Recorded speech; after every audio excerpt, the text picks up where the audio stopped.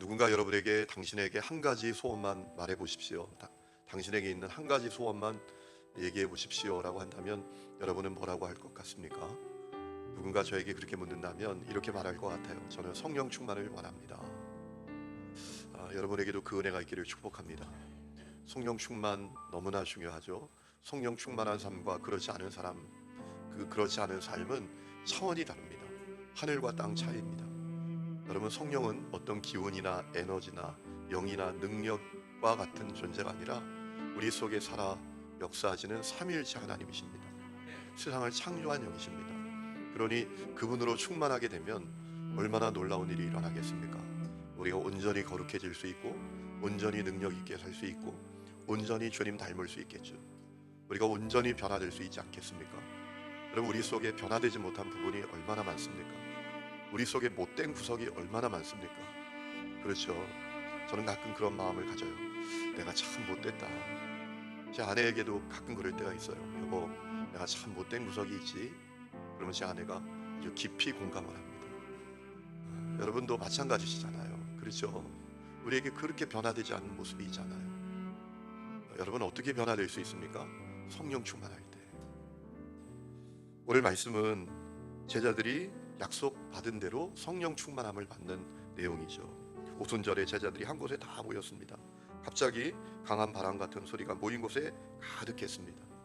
혀처럼 생긴 불이 각 사람 위에 임했습니다. 그리고 제자들이 방언, 여기서 말하는 방언은 고린도전서에 나오는 방언이 아니라 사람들이 다 알아들을 수 있는 외국어 방언을 하기 시작했습니다. 당시 오순절을 맞아서 각 나라에 흩어져 있던 유대인들이 오순절 지키려고 와 있었는데 그들이 자기들이 있는 나라 언어로 다 알아들을 수 있는 그런 방언이었습니다. 그들이 깜짝 놀랄 정도였습니다. 여러분, 이 성령 충만이 얼마나 놀라운 사건이었는지 제자들의 마음과 삶과 능력이 완전히 달라집니다. 여러분, 제자들의 삶은 이 사건 전과 이 사건 후로 완전히 달라집니다. 그렇게 두려워하고 그렇게 이기적이던 그들이 완전히 바뀌어지는 역사가 일어나게 되지요. 그러면 이 제자들에게 성령 충만이 어떻게 일어났나? 이 성령 충만은 어떤 것이었는가? 그것을 우리가 아는 것은 대단히 중요하죠. 첫 번째 살펴볼 수 있는 것은 그들이 약속을 신뢰하고 성령 충만 받기를 힘썼습니다.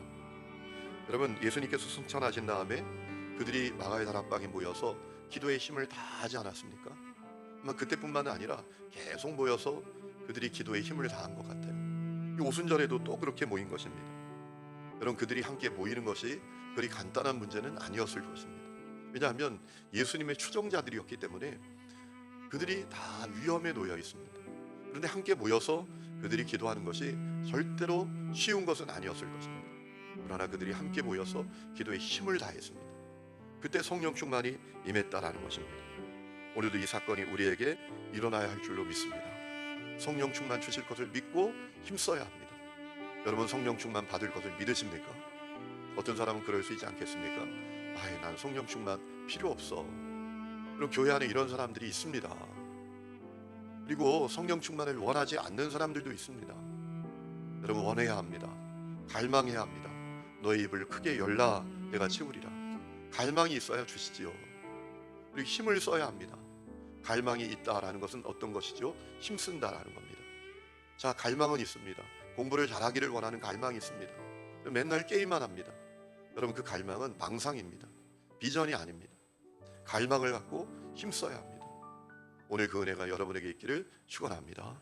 두 번째는 오늘 말씀을 보면 성령 충만은 분명히 목격할 수 있는 사건이었습니다. 귀로 듣고 눈으로 볼 수 있는 사건이었습니다. 제자들이 모인 곳이 급하고 강한 바람 같은 소리로 가득하게 되는 것을 그들이 다 들었습니다. 불이 각 사람 위에 임하는 것을 다 보았습니다. 여러분, 성령 충만의 역사는 은밀한 역사가 아니라 드러나는 역사, 보여지는 역사였다라는 것입니다. 오늘 이와 같은 역사가 우리에게 있어야 합니다. 현상의 차이는 있겠지만 각 사람이 볼 수 있는 성령 충만의 역사가 우리 가운데 있어야 합니다. 여러분, 성령 충만하면 기도가 터집니다. 여러분, 그렇잖아요. 기도합시다 라고 하면은 기도가 안 터지는 사람이 있어요. 여기가 뭐 고구마 한 5개는 먹은 것처럼 꽉 막혀서 다른 사람은 그렇게 부르짖어 기도하는데 기도가 안 터지는 사람이 있어요. 15분 이상 기도하고 돌아갑시다 라고 하면 그 15분이 너무 긴 사람들이 있어요. 5분 기도하면 뭘 기도해, 기도할 것 없는 것 같다, 이런 사람들이 있단 말입니다. 제가 부목사 사역을 할 때 재봉을 하는 분이었어요. 이제 쌍방울에 이제 간에 수공업을 하는데 거기서 속옷을 다 만들어서 라벨을 붙여서 나가는 거예요.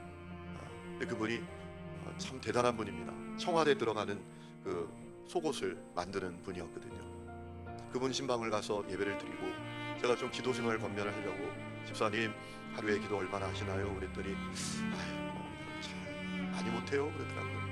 그래도 기도하고 사셔야죠. 기도 얼마나 하세요? 그랬더니 그냥 보통 한 3시간 해요 그러더라고요. 제가 왜 물어봤나 이런 생각이 들더라고요. 저도 3시간을 못하는데. 여러분, 성령 충만하면 3시간이 금방 가요. 성령 충만 받지 못하면 여러분 진짜 그렇습니다. 여러분 자신 잘 돌아보셔야 돼요. 기도하는 게 어려운가 쉬운가. 한국교회 성도들이 예전 통계입니다. 지금은 그때보다 훨씬 줄었을 겁니다. 하루에 기도 생활, 기도하는 시간이 얼마나 되냐 물어봤더니 한 20분 된다 하더래요. 지금은 그 절반도 안 될 거예요. 근데 여러분 10분 기도하는 것도 어려운 분들이 있잖아요. 여러분, 기도가 터지고 또 찬양이 터지고 회개가 터지게 되어 있어요. 성령 충만 받으면. 그리고 말과 태도가 달라지고 마음이 뜨거워지는 역사가 보여집니다. 성령 충만은 은밀한 역사가 아니라 보여지는 역사예요. 그래서 예전에 그런 얘기가 있어요. 성령 충만하면 3가지가 달라진다. 기뻐지고 바빠지고 예뻐진다. 성령 충만하면 기뻐져요. 어디서 온 기쁨인지 모르는 기쁨이 내 안에 가득해요. 전에는 남이 가진 거 내가 갖지 못하면 그렇게 내가 비참해 보이고, 우리 자식이 다른 자식보다 공부 못하면 그렇게 속상하고, 내 남편이 다른 남편보다 더 돈 못 갖다 주면 그렇게 마음이 어려웠는데 그거 하나도 문제가 아니에요. 주님 한 분만으로 충만하게 돼요. 내 안에 어디서 찾아온 기쁨인지 기쁨이 가득하게 됩니다. 그리고 바빠져요. 사명을 깨닫게 돼요. 사명이 막 보여요. 전에는 그냥 미꾸라지처럼 어디 가면 교회 편안하게 다닐까, 내가 더 안 할까 이랬는데 성령 충만하니까 여러분 달라져요.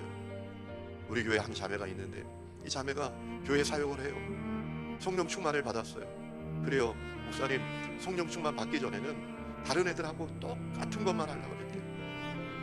다른 친구들이 페이 받고 하면 그만큼만 난 한다, 나도 그만큼만 한다. 아니, 내가 섬기는 교회라면 달라야 되지 않겠습니까? 그렇잖아요. 그런데 페이 받는 친구들 1시간 하면 나도 1시간, 자기가 이랬대요. 근데 성령 충만 받으니까 완전히 달라져요. 더 드리고 싶고 더 헌신하고 싶고 그런 마음이 생기는 거예요. 또 예뻐져요. 성령 충만하지 않은 사람은 싸나워요. 인상이 싸나워요. 옆에 있는 분들 얼굴 보지 마세요. 그런데 성령 충만하면 사람이 예뻐져요. 여러분, 성령 충만의 역사는 은밀한 역사가 아니에요. 보여지는 역사지. 여러분에게 그 은혜가 있기를 축원합니다. 3번째는 성령 충만은 그저 신비적인 사건이 아니라 하나님의 구속사를 선포하는 사건이었다라는 겁니다. 11절 말씀해 보니까 예루살렘에 와 있던 유대인들이요, 디아스포라 유대인들이죠, 각 나라에 흩어져 살던 사람들이, 제자들이 방언을 하는데 각 나라의 언어로 하나님의 큰 일을 말하는 것을 들었다라는 거예요. 방언을 했는데 그 방언의 내용이 뭐라고요? 하나님의 큰 일을 그들이 말했다라는 것입니다. 하나님 나라의 큰 일은 뭡니까? 하나님의 구속사의 내용이죠. 예수의 성육신, 그분의 십자가 대속의 죽음, 그분의 부활, 그분의 승천, 그분의 재림, 이런 것들을 그들이 막 선포했다라는 것입니다. 여러분, 성령 충만은 어떤 신비로운 황홀경의 사건이 아닙니다. 구속사를 선포하는 사건이에요. 그러니까 다시 말하면 성령 충만 받은 사람은 복음을 전하게 돼 있어요. 십자가 복음을 선포하게 되어 있다. 그래서 여러분, 반드시 성령 충만과 전도는 같이 가는 거예요. 사도행전의 별명이 뭐죠? 제가 성경 우리 66권 수요일마다 하나하나 말씀드릴 때 말씀드린 내용이죠. 성령 충만의 이 사도행전의 별명은 뭐죠? 제가 이래서 목회를 합니다. 그냥 다 잊어버리니까 10년 전에 했던 설교 또 해도 모르잖아요, 그죠? 사도행전의 별명이 뭐예요? 성령의 행전입니다. 성령행전. 여러분, 이 복음이 땅 끝까지 전파된 역사가 사도들이 사실은 한 것 같지만 아니라는 겁니다. 그들에게 임한 성령께서 하신 것이다라는 거예요. 여러분, 그렇기 때문에 성령 충만 받은 사람은 하나님의 구속사를 선포하게 됩니다. 어떤 사람은 성령 충만한 것이 막 황홀경이라고 생각하는 것 같아요. 신비적인 사건이나 막 그냥 뭐 미래일을 예언하고 이런 거라고 생각하는 분들이 많아요. 물론 하나님의 은사 가운데는 그런 것들도 있습니다. 그런데 핵심은 뭐냐? 성령 충만 받은 사람들이 하나님의 큰 일을 말했다라는 거예요. 하나님의 구속사를 선포했다라는 거예요. 복음을 전했다라는 거예요. 여러분, 오늘 이 은혜가 여러분에게 있기를 축원합니다. 성령 충만 받으면 복음을 전하는 역사가 일어나는 것입니다. 만나는 사람들에게 예수님 우리를 위해서 오셨다. 그분이 그리스도시다. 그분으로 말미암아 우리가 오직 구원을 받는다. 그분 만나면 인생이 변화된다. 이것을 전하게 돼 있다라는 것입니다. 오늘 이 성령 충만의 역사가 우리 모두에게 있기를 주의 이름으로 축원합니다.